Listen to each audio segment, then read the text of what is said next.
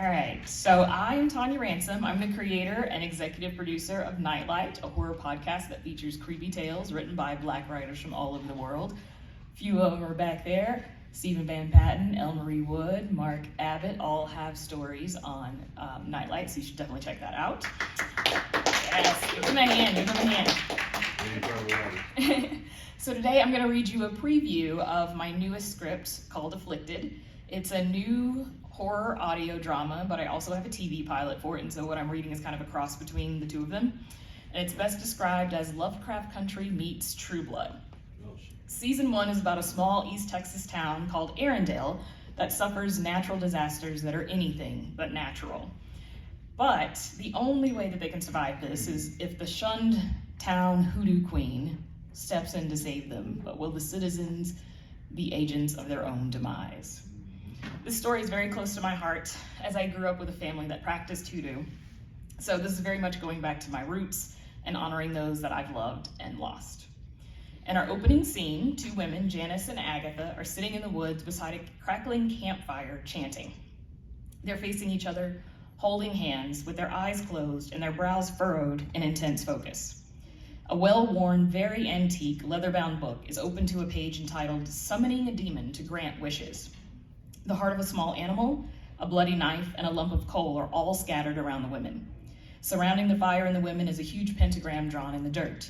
They chant, Te invoco a profundus inferne, demones to subjecto voluntate me. While they're chanting, the wind blows the pages of the book, giving us glimpses of other spells, some spattered with brown, long, dry blood. Shadows move across the surface of the book, vaguely humanoid shapes, half-heartedly fighting each other. Faint whispers fill the night, getting more insistent with each repetition of the spell, but the women can't hear them over their own voices. They both stop chanting, and the whispers stop abruptly with them. They open their eyes and at the same time pull their shaking hands away from one another. Each woman has a different magical sigil on her hand, drawn in blood, but not carved into her skin. Janice says, What now? When Agatha doesn't respond. Agatha? What? Oh, sorry, I was just thinking about that McWhatever guy blowing up that building in Oklahoma City the other day. Why would anyone do that? Like, was he possessed or just a shitty dude? Janice responds, I don't know. I asked you what we need to do now. I guess we wait. I don't know. The book doesn't really say how long it's going to be before it shows up. The demon has arrived. Right. Both women are quiet, eagerly awaiting any sound signaling the arrival of the entity that they've summoned. Crickets, frogs, and owls sing into the night until an eerie wind blows through, scaring all the nightlife into silence. Little do the women know, the wind is announcing the demon's arrival.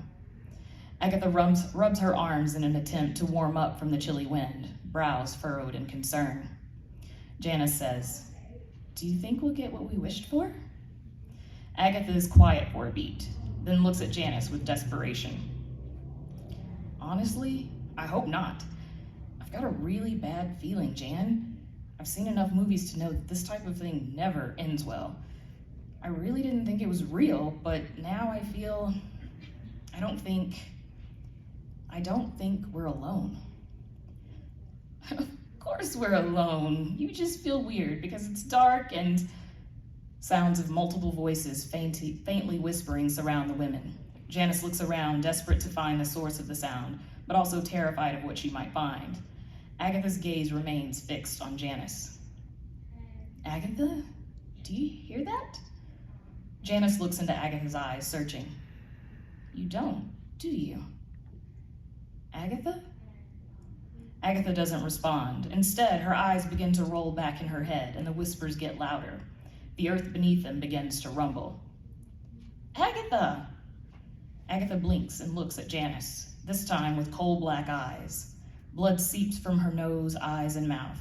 An unseen force pulls her from her seat on the dirt, and she hovers above the ground. Janice screams, letting out a desperate sob. Agatha says, in an unnaturally deep voice, It's opening. What? Agatha leans down and grabs the knife. What are you doing? This isn't funny, Agatha. Agatha slowly leans down toward Janice. Janice scrambles, trying to get up and away from Agatha. Agatha, no! Agatha, please, stop! What are you... Janice gets to her feet and begins to run away, but Agatha snatches her by her hair and slits her throat in one swift motion, silencing her cries and frantic pleas. Janice's blood seeps into the ground in waves, as if the earth is quenching its thirst in deep gulps. Agatha looks down with a satisfied look on her face, then takes the knife to her own throat. Despite the damage to her neck, her final words ring out into the night. It's opening. Agatha falls to the ground, and her blood mixes with that of her friend. They both lie dead, with the campfire flickering across their lifeless eyes. Ripples form in the blood as the ground begins to shake, slight at first, but quickly becoming a violent earthquake. We follow the blood pool as it reaches for the open book, spattered with the women's blood. The blood soaks into the pages, causing the book to tremble. The book slowly morphs into a person-shaped black mist and walks away. And now we're in present day. An unkept cemetery, with headstones both old and new peeking through overgrown dry grass. A slight breeze blows, otherwise all is quiet.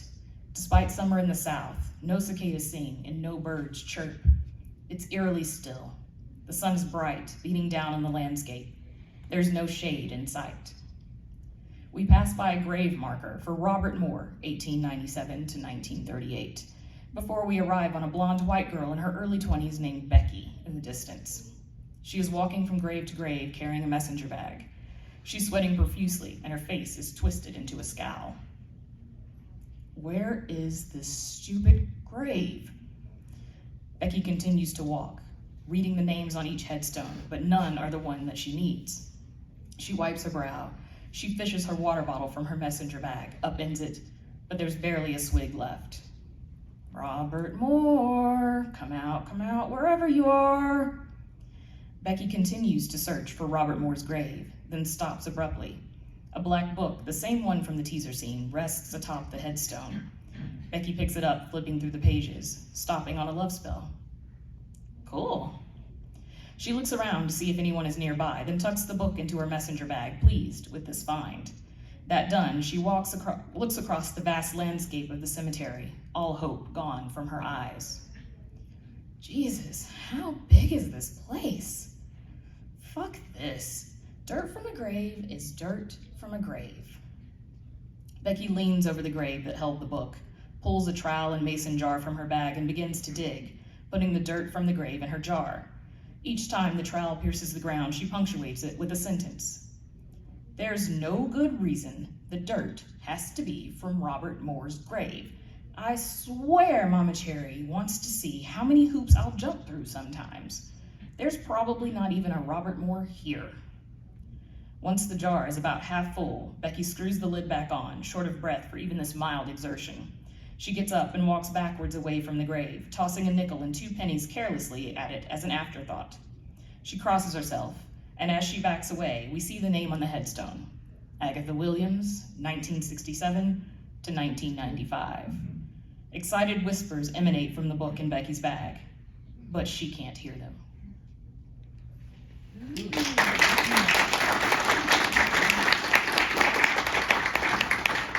So we plan to premiere the audio drama version of this on Halloween in conjunction with the Nightlight podcast as a special episode. It'll also be on its own feed. We'll be kicking off our fundraiser next week, so make sure that you follow me on Twitter to get the latest updates. I'm at Mystifying, MISSDEFYING. And you can also find at Nightlight Pod. We'll announce it there as well. Or you can go to bit.ly/Afflicted podcast and sign up for our email list and get updates that way. Cool. Yay!